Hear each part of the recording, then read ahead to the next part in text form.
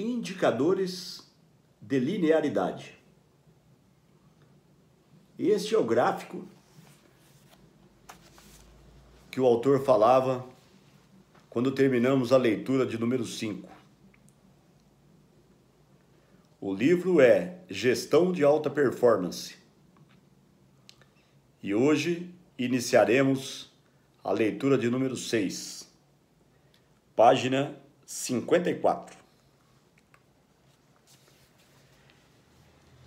Ao aplicarmos essa análise a uma unidade de fabricação, podemos presumir que, se a unidade está atingindo regularmente suas metas mensais, tudo vai bem. Mas podemos abrir uma janela na caixa preta, medir o output em relação ao tempo no decorrer do mês e comparar esse output com o output linear ideal.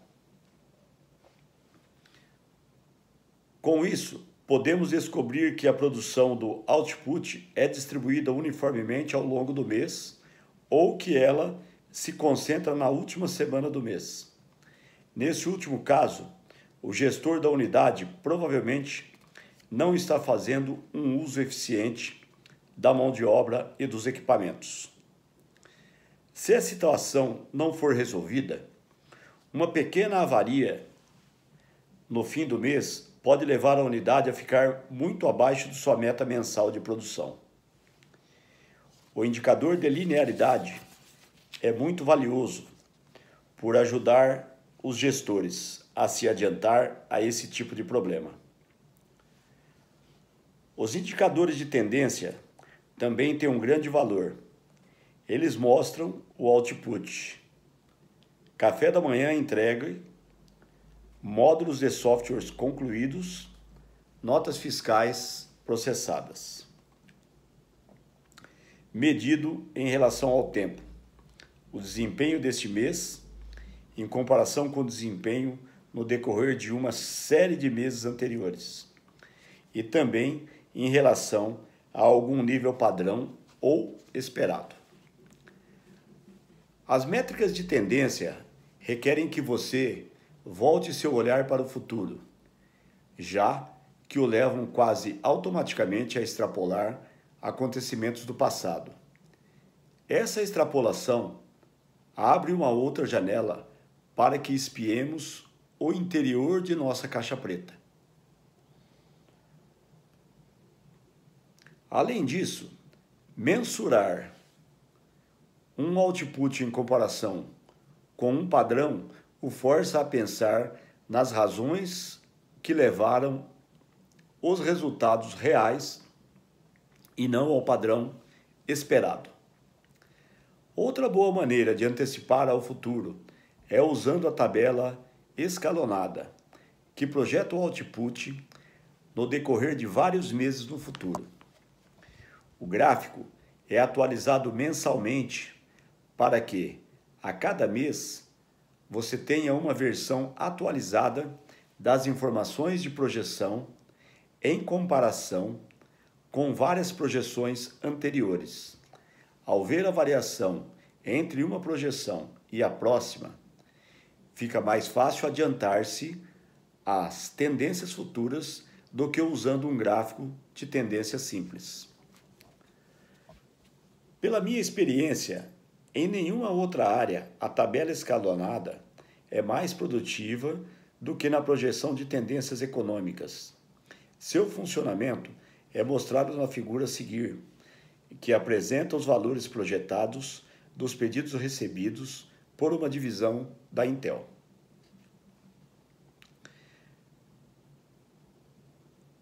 Projeção de pedidos recebidos para julho do ano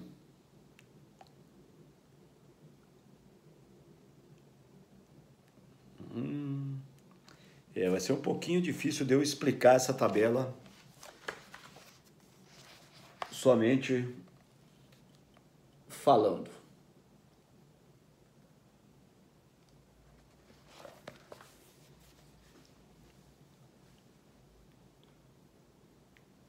Ele tem um número aqui para julho do ano 1, e aí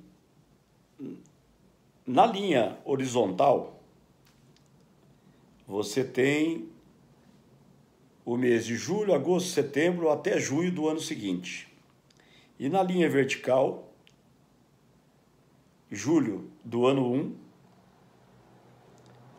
até o mês de março do ano 2. E ele vai traçando os números aqui que ele tinha projetado. Vamos ver se no decorrer da leitura a gente consegue o valor, ou entender melhor a tabela. Descobri que a tabela escalonada é a melhor maneira de ter uma noção das tendências de negócio.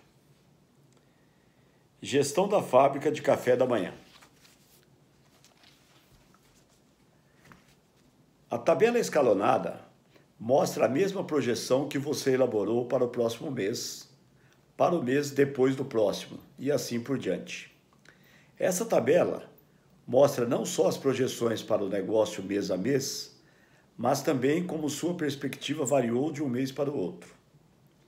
Essa maneira de visualizar as projeções força o encarregado delas a levar a tarefa muito a sério, sabendo que sua projeção para um determinado mês será comparada com as projeções futuras e, mais cedo ou mais tarde, com o resultado real.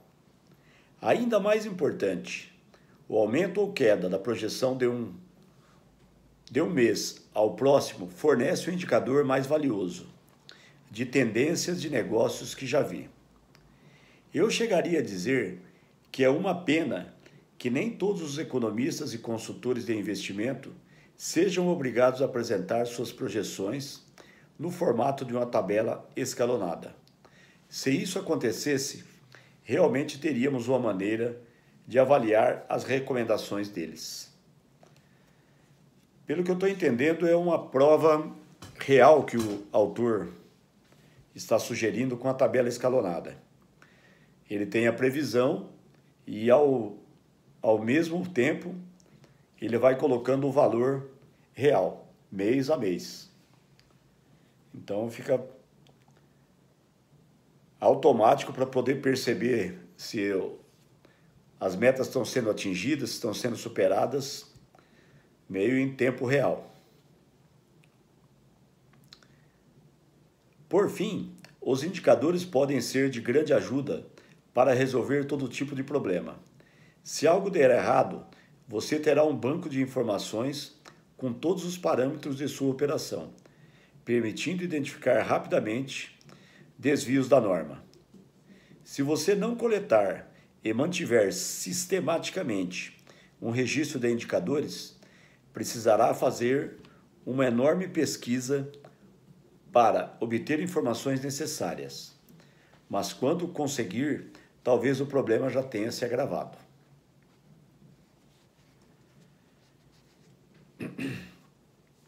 Controlando o seu output futuro. Existem duas maneiras de controlar o output de qualquer fábrica.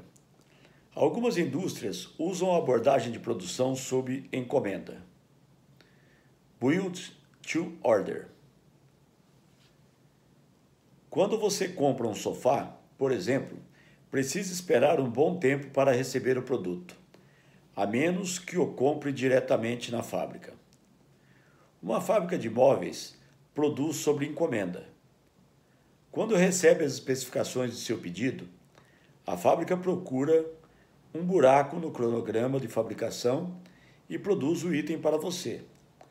Se você encomendar um carro novo que ainda não esteja no estoque da concessionária, a mesma coisa acontece. A montadora pintará o carro na cor que você escolher e instalará os opcionais que você quiser, mas você terá de esperar para receber seu carro. E, é claro, nossa fábrica de café da manhã também produz cafés da manhã sob encomenda. Mas, se um concorrente da indústria de sofás conseguir entregar o mesmo produto em 4 semanas, Enquanto você demora 4 meses, você não terá muitos clientes. Nesse caso, mesmo preferindo produzir sob encomenda, você precisará usar outra abordagem para controlar o output da sua fábrica. Você terá de usar a abordagem de produção para projeção, Build to Forecast, produzindo de acordo com a projeção de pedidos futuros. Para isso, o fabricante define suas atividades em torno de uma especulação razoável de que pedidos de produtos específicos serão recebidos em determinado período. Uma desvantagem clara nesse caso é que o fabricante precisa assumir um risco de estoque. Com a projeção, é uma avaliação de demandas futuras e o fabricante compromete recursos para atendê-las. A fábrica pode ter muitos problemas se os pedidos daquele produto não forem feitos ou se forem feitos pedidos de um produto diferente. De qualquer maneira, o resultado será um estoque indesejado. Ao usar a abordagem de produção para a projeção, você arrisca capital para satisfazer a uma demanda futura prevista.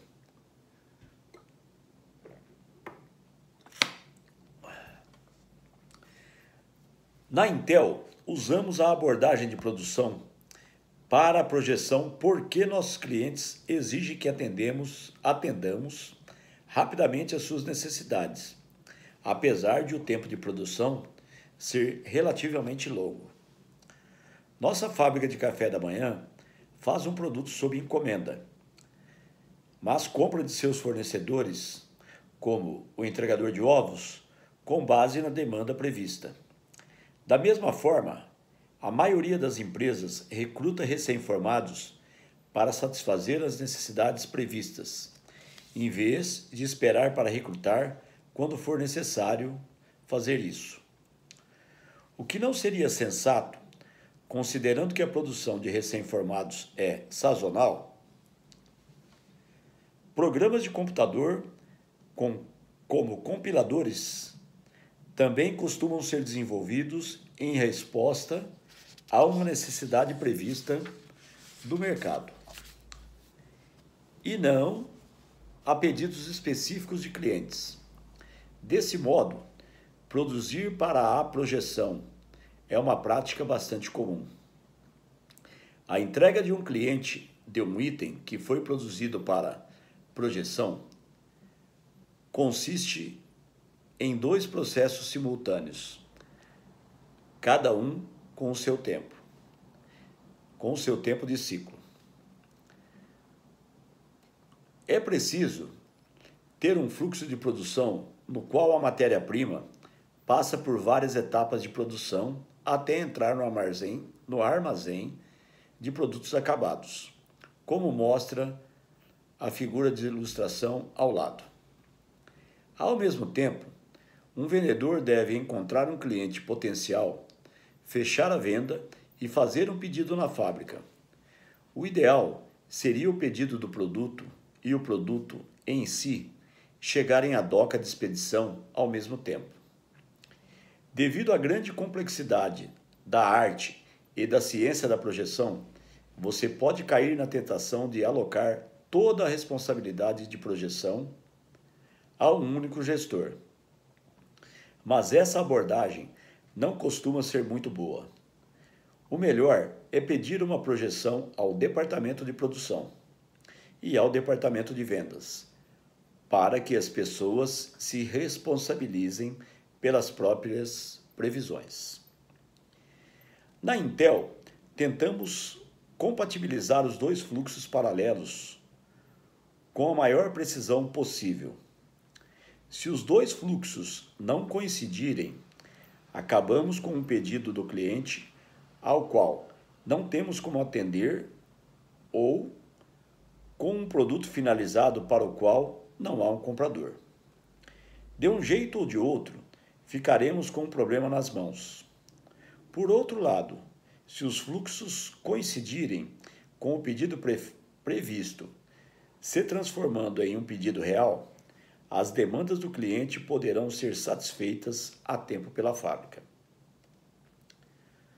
Só que o ideal é raro no mundo real. É mais comum os pedidos dos clientes não chegarem a tempo ou o cliente mudar de ideia. E a produção pode estourar prazos, cometer erros ou derrapar com problemas imprevistos.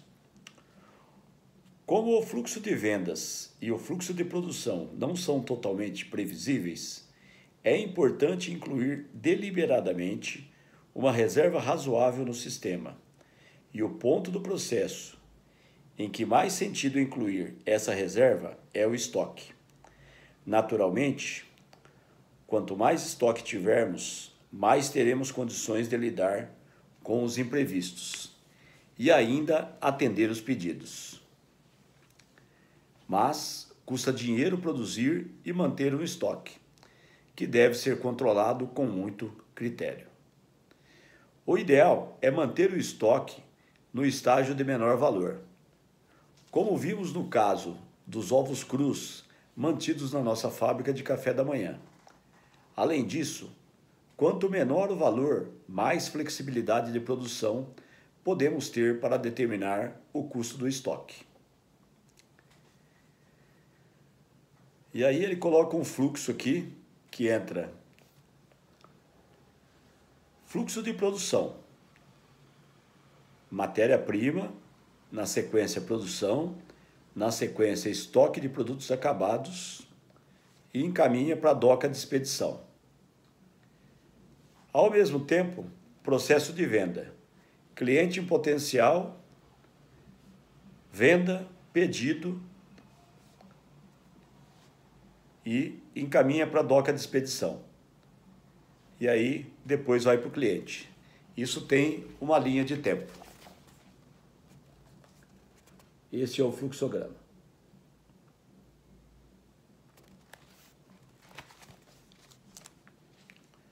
O pedido do produto e o produto em si devem chegar à doca de expedição ao mesmo tempo. Esse é o ideal. Mas como o próprio autor está dizendo aqui, não é fácil controlar isso. Às vezes temos alguns problemas. Estamos aqui estudando para minimizar esses problemas ou, quem sabe, zerá-los. Também é uma boa ideia usar tabelas escalonadas para projeções tanto de produção quanto de vendas.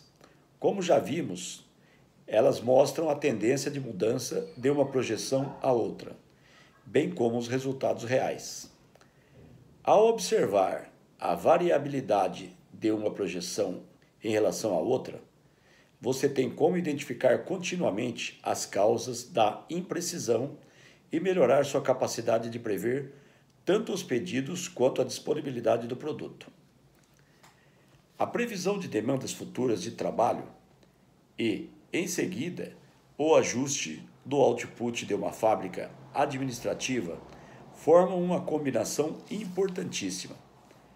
Para aumentar a produtividade, apesar de ser uma abordagem já bem consolidada em operações de chão de fábrica, não é muito incomum aplicar técnicas de projeção ao controle do trabalho administrativo.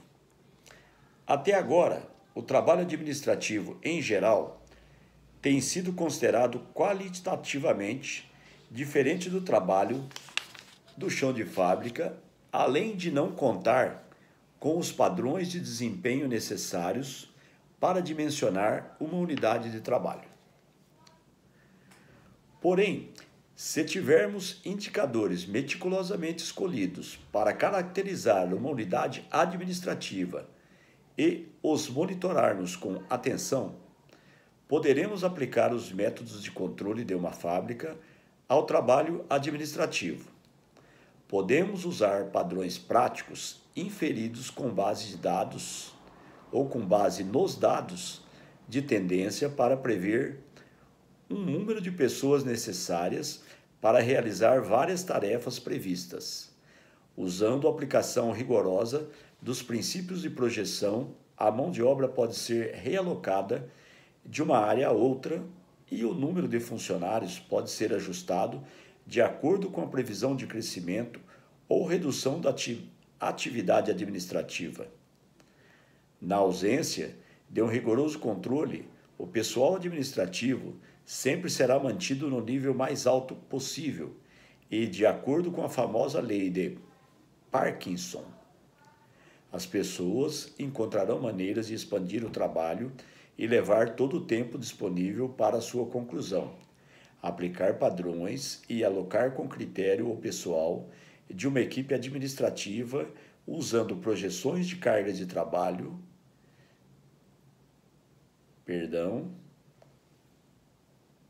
são técnicas que certamente o ajudarão a manter e melhorar.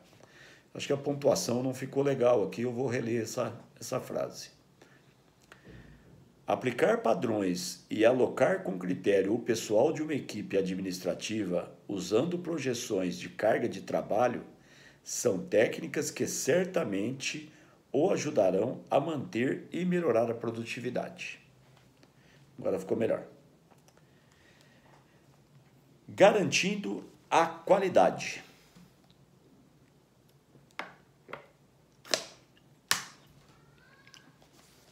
Como vimos, o objetivo do processo de fabricação é entregar o produto em um nível de qualidade aceitável para o cliente ao menor custo possível.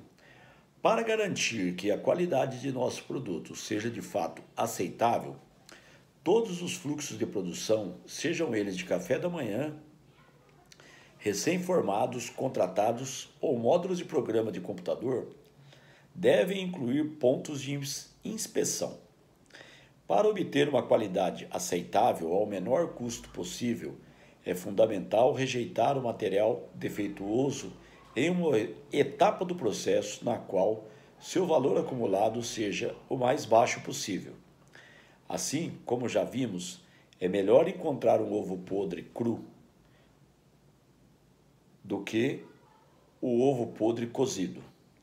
E é melhor fazer uma triagem dos estudantes universitários antes de convidá-los para visitar a Intel. Em suma, rejeite antes de investir mais valor. No nosso caso, é melhor encontrar um problema na matéria-prima nas primeiras peças produzidas do que depois de todo um lote pronto.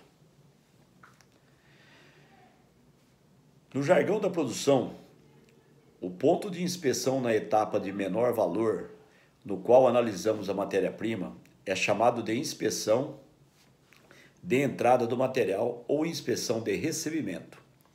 Se usarmos a caixa preta para representar nosso processo de produção, as inspeções realizadas nos pontos intermediários do processo são chamadas, obviamente, de inspeções em processo. Por fim, o último ponto possível de inspeção, quando o produto está pronto para ser enviado ao cliente, é chamado de inspeção final ou inspeção de qualidade de saída. Os três tipos de inspeção são representados abaixo. Do fornecedor, vai para o estoque de matéria-prima. Então, logo que chega do fornecedor, antes de estocar, tem a inspeção de recebimento. O estoque de matéria-prima vai para a produção. E aí tem uma inspeção de processo durante a produção. Terminou a produção, tem uma inspeção final antes de ir para o estoque ou antes de ir para o cliente.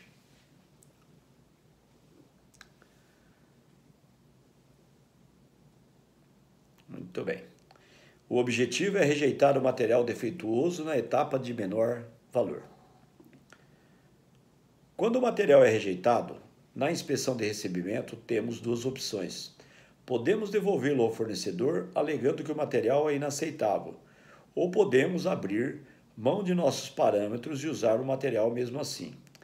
Esta última opção resultaria no nosso processo de produção.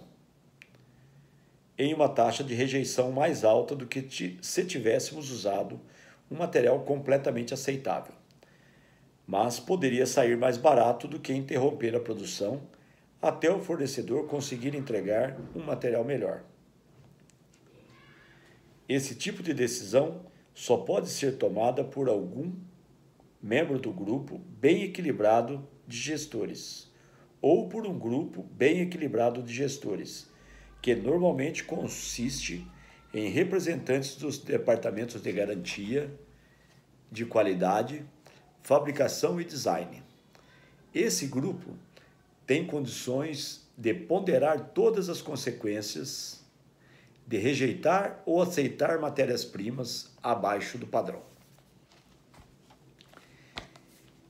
Embora a maioria dos casos a decisão de aceitar ou rejeitar um material defeituoso em um determinado ponto de inspeção seja de natureza econômica, um material abaixo do padrão nunca deve ser mantido quando seus defeitos puderem causar uma falha completa, ou, em outras palavras, um problema de confiabilidade. Para nossos clientes, resumindo, como não é possível avaliar as consequências de um produto não confiável, não podemos comprometer nossa confiabilidade. Pense em um componente usado na produção de marca-passo.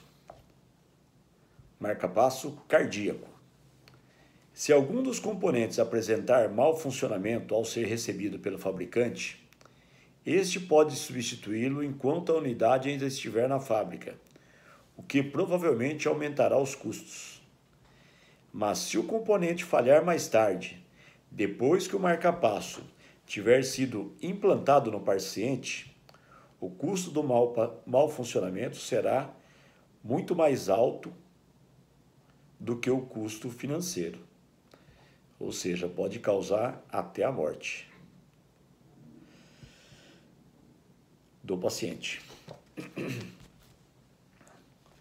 As inspeções têm seu custo, não só financeiro, como também o custo de interferir no fluxo de produção e aumentar a complexidade dele.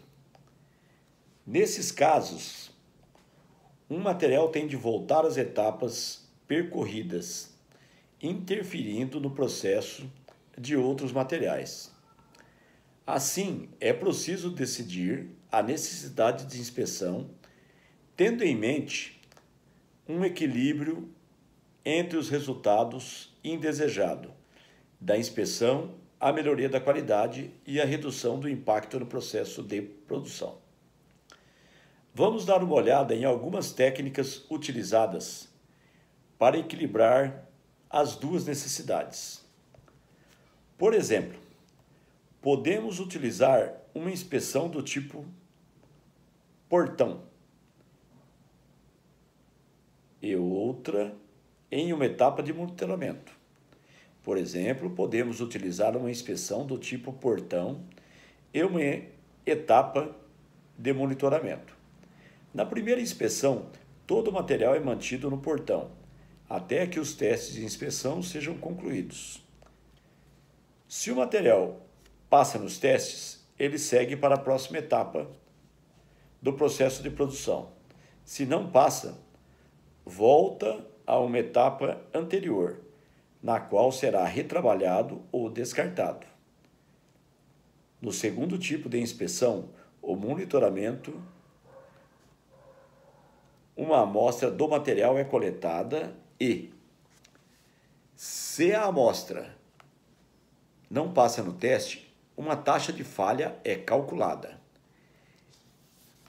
Enquanto a amostra é coletada, o restante do material continua avançando pelo processo de produção. O fluxo de produção segue inalterado, mas se, por exemplo, 3 amostras sucessivas falharem no teste de monitoramento, podemos parar a linha de produção. Quais são as implicações desses dois tipos de inspeção? Se decidirmos segurar todo o material, aumentamos o tempo de produção e desaceleramos o o processo de produção.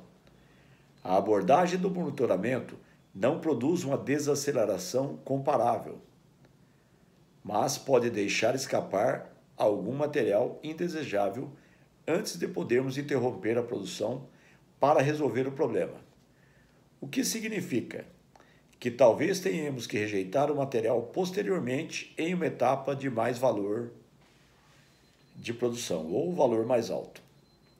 Fica claro que, pelo mesmo valor, podemos fazer um número muito maior de inspeções de monitoramento do que inspeções do tipo portão. Se optarmos pelo monitoramento, poderemos contribuir para mais qualidade geral do produto do que se escolhermos as inspeções menos frequentes, do tipo portão. A decisão não é clara e é preciso ter em mente que cada caso é um caso. Como regra geral, devemos tender ao monitoramento quando a experiência nos mostra que temos poucas chances de encontrar grandes problemas. Uma frasezinha velha e marcada. Se correr, o bicho pode pegar. Se ficar, ele te come. Voltando ao texto, outra maneira de reduzir o custo da garantia da qualidade é usar inspeções variáveis. Como os níveis de qualidade variam com o tempo, faz muito sentido variar a frequência das inspeções. Por exemplo, se passamos semanas sem encontrar qualquer problema, o mais lógico é reduzir a frequência das inspeções. Mas se começamos a encontrar mais problemas, podemos fazer testes mais frequentes, até a qualidade voltar aos altos níveis anteriores. A vantagem desse tipo de inspeção é um custo mais baixo e ainda menos interferência do fluxo de produção. Essa abordagem, contudo, não é muito utilizada mesmo na fabricação de produtos.